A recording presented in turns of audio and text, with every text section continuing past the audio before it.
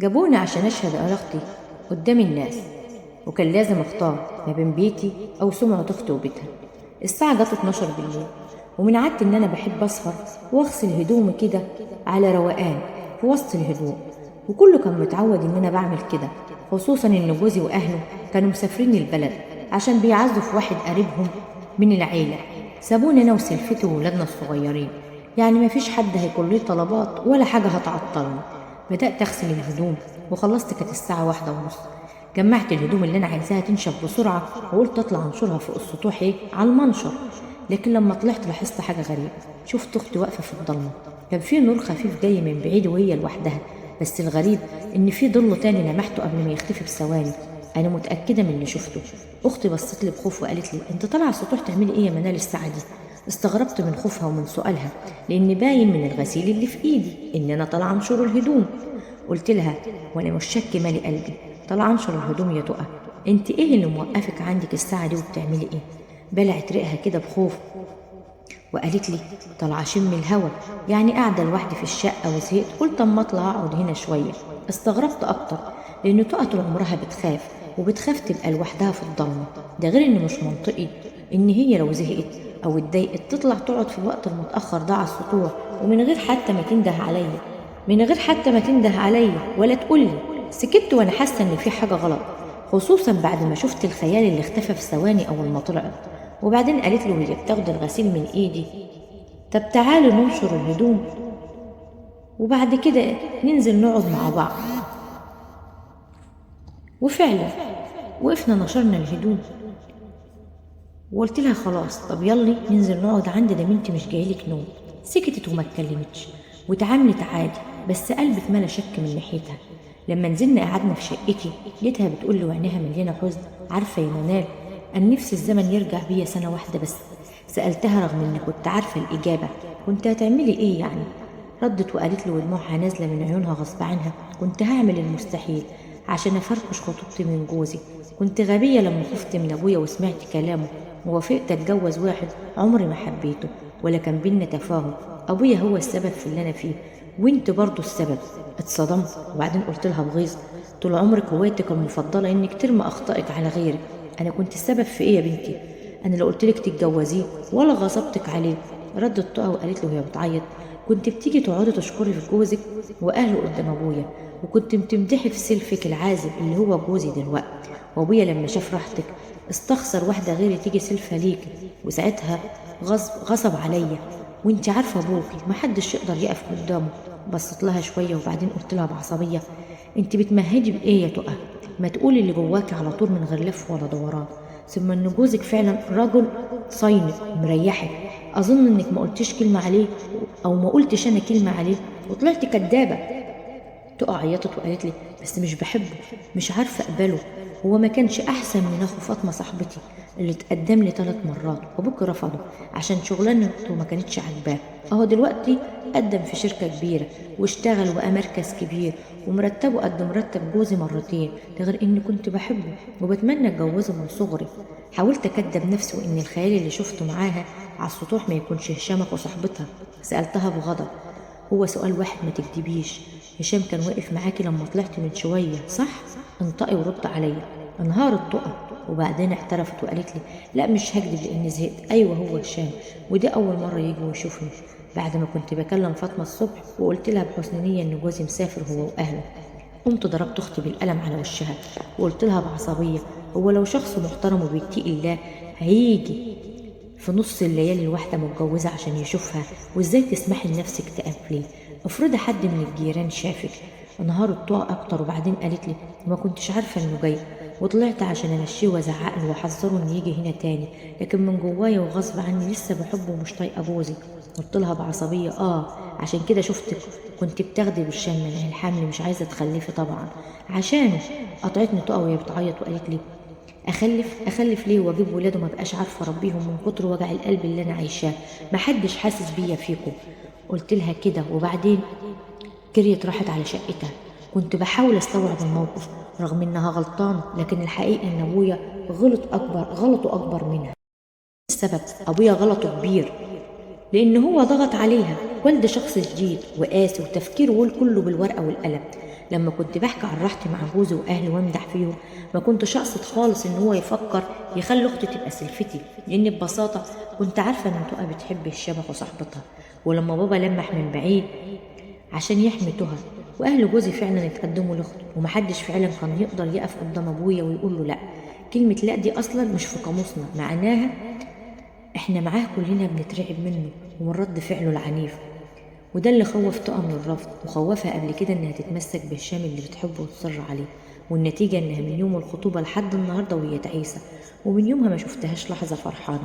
جوزها وليد رجل محترم وطيب وشهم، لكن للأسف المواصفات دي كلها ما خلتهاش تحبه. ودلوقتي أنا صعبان عليا سلفتي، وصعبان عليا أختي، وخايفة عليها من شيطانها، وخايفة تقع في الغلط وتخرب بيتها. ولو بإيدي كنت طلقتها من جوزها طالما مش قادرة تعيش معاه، لكن من رابع المستحيلات، من رابع المستحيلات إنها تروح لبابا وتقول له عايزة أتطلق.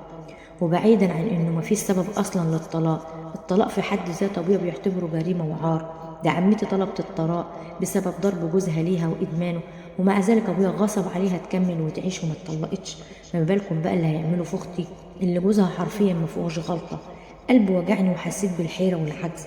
فضلت طول الليل سهرانة ومش عارفة أنام، حاجة جوايا عذراها ومشفوقة عليها، وحاجة تانية مخلياني شايفاها خيانة ومش عارفة سامحها. وهنا بقى خدت قرار اني لازم ادور على حل يخلي اختي تتطلق من غير مشاكل ولا فضايح. ما ينفعش تعيش مع واحد هي فعلا بتكرهه ومن كتر الضغط هي عايشه وخلاص. تاني يوم رتبت البيت كله وبدات احضر الاكل في انتظار جوزي واهلي، وسبت اختي عشان ترتاح وما حاولتش انده لها خالص. ولما جوزي واهلي وصلوا حضرت لهم الغدا وقلت لهم ان تقى نايمه ومصدعه شويه.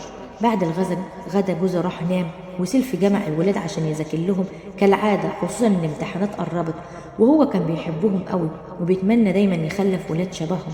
اولاد الاربعه كانوا صغيرين، اكبر ولد فيهم في اولى اعدادي. سبتهم ورحت اعمل لهم حاجه حلوه يحلوا بيها وعصايا، لكن لما رجعت لقيت سيلف وشه مقلوب كانه سمع حاجه صدمته. وابني الكبير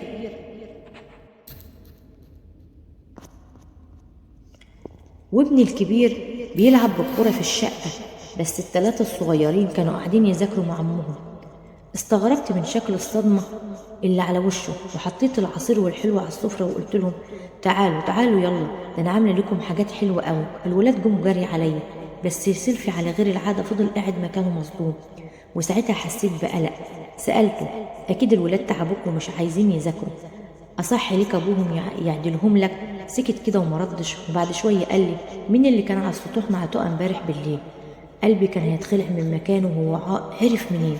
يمكن الولاد، أكيد الولاد سمعوني أنا وتقى وعملوا نفسهم نايمين وقالوا لعمهم اللي سمعوه، وهم مش واعيين للكارثة اللي حطونا فيها. الدم نشف في عروقي. وبعدين قلت له بتوتر سطوح ايه بالليل؟ ما انت عارف تقى بتخاف تقعد في الضلمة لوحدها. افتكرت ان انا غسلت هدوم وطلعت انشرها وندهت عليها تساعدني، ده حتى لسه الغسيل على المنشر، اطلع شوفه لو مش مصدق. بص لسيلفي بسكوت كده وكان باين عليا الخوف والقلق وما اتكلمش. بعدها تاني معايا خرج من الشقة وكنت مرعوبة وبدعو ربنا انها يسترها علينا انا واختي. وبصيت لولادي بغضب وجريت عليهم وفضلت ازعق لهم واقررهم لحد ما عرفت المصيبة ان ابنه الصغير خالص سمعني وردد اللي سمعه من غير ما يقصد قدام عمه. ابني دايما بيبرر اي حاجة بيسمعها، ونبهته كتير للغلط ده، بس ما تخيلتش ان طفل صغير ممكن يكون سبب في خراب اختي، خراب بيتها وفضيحة كبيرة ليها. وبعد شوية سمعت صويت وزعيق، خرجت من شقتي جري ورحت لشقة اختي على طول. ولما قعدت اخبط كتير جوزها فتح ليا ووشه مليان غضب. جريت ودخلت لاختي لقيتها منهارة من العياط وبتقول له مليون مرة قلت لك مش بحبك يا اخي، طلقني بقى. حاولت اهديها واخليها ما تكترش في الكلام، انا لسه مش عارفة قالت له ايه تاني، لكن بص لها جوزها بقسوة وقال لها انا لو اتأكدت فعلا ان حد جالك هنا هتشوفي مني وش تاني خالص. انا كنت صابرة عليك وبقول بكرة مع العشرة هنقرب لبعض ونتفاهم. عموما انا هعرف بطريقتي الخاصة. وخرج من الشقة واخته منهارة. ولما سألتها حصل ايه لقيتها بتقول لي مين اللي حكاله على اللي حصل امبارح بالليل يا منال؟ رديت بخوف وقلت لها ابن الصغير سمعنا وردت له الكلام قدام عمه بالغلط. والله ما كنت اتخيل اصلا ان الولد سمع الكلام ده كله. انا اتصدمت زيك. انت قلت له ايه بقى؟ ردت تقى بانهيار. قلت له ما حصلش الكلام ده، انا كنت عايزه اطلع بس من غير فضايح يا منال، ابوك لو عرف هيخلص عليا، وانا والله العظيم ما عملت حاجه. حاولت اهديها وبجد كانت صعبانه عليا، ورحت اشوف سيلفي فين عشان اكدب ابني واقف جنب اختي. ولما سالت حد من الولاد قال لي ان عم طلع فوق السطوع. جريت وطلعت وراه عشان اتكلم معاه واقنعه ان ابني اللي قاله كله ما حصلش.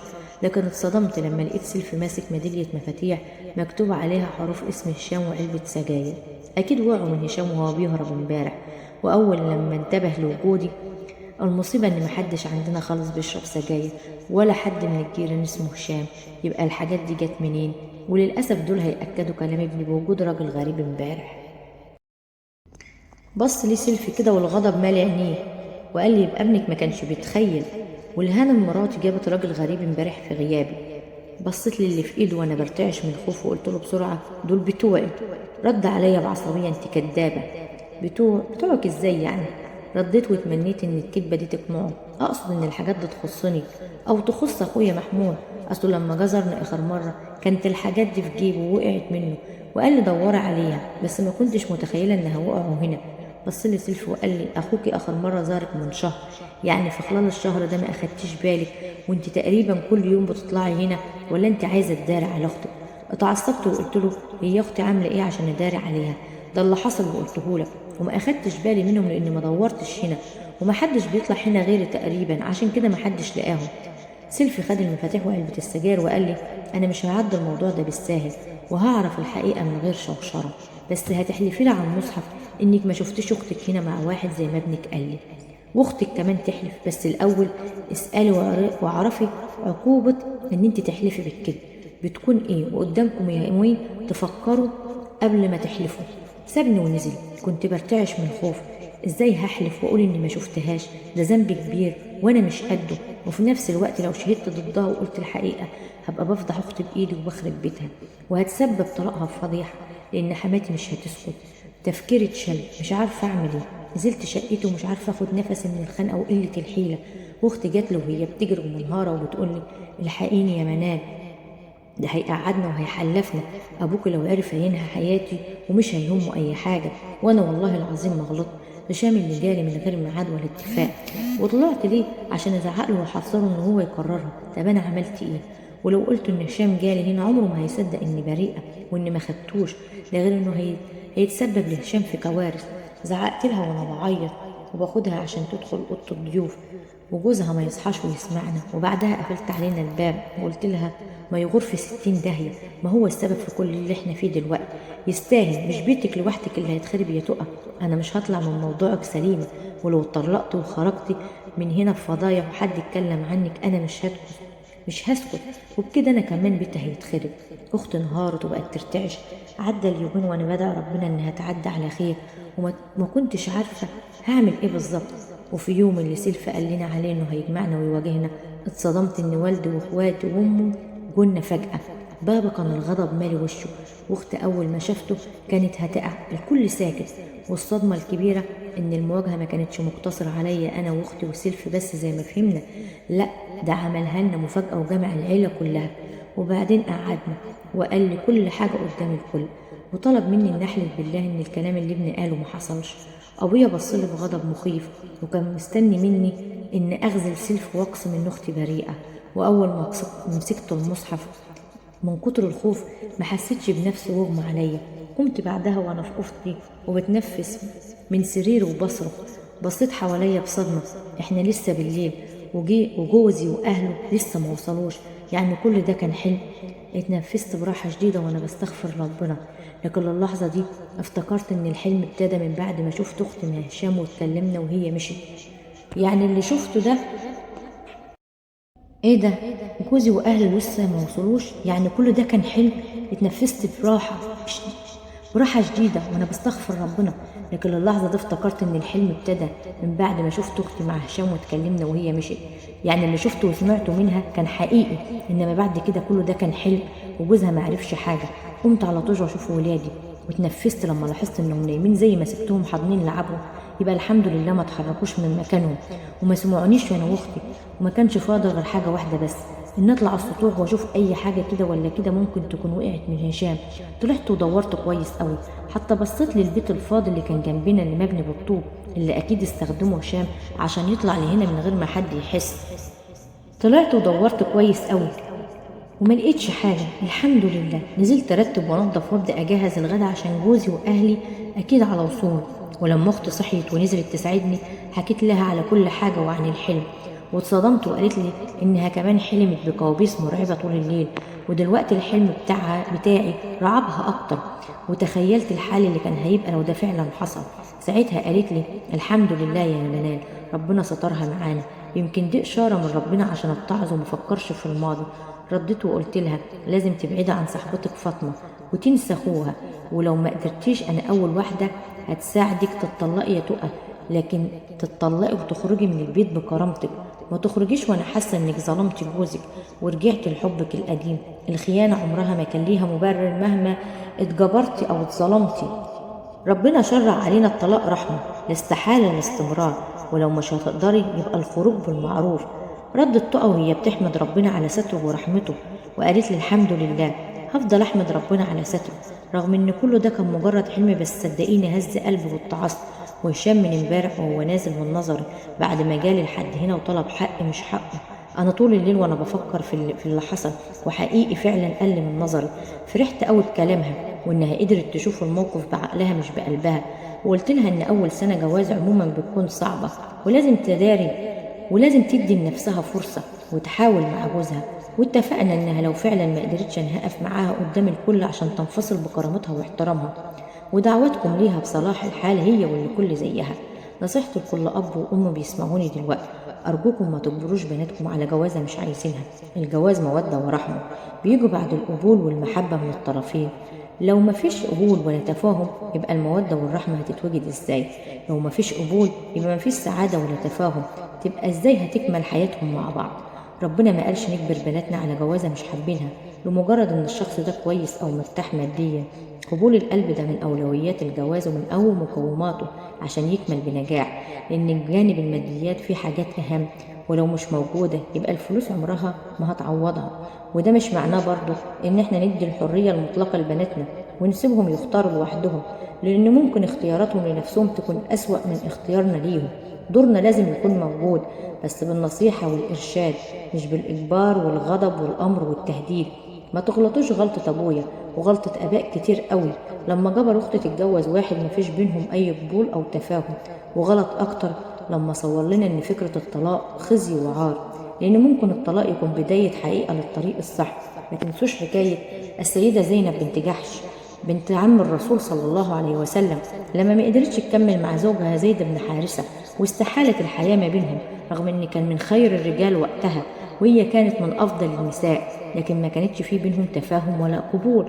انفصلوا بسلام وتزوجت بعدها من افضل البشر رسول الله صلى الله عليه وسلم، تزوجت بامر من الله سبحانه وتعالى، ومحدش ساعتها قال لها انت بتدلعي ومفيش حاجه اسمها طلاق، لان القبول من اهم اركان الزواج.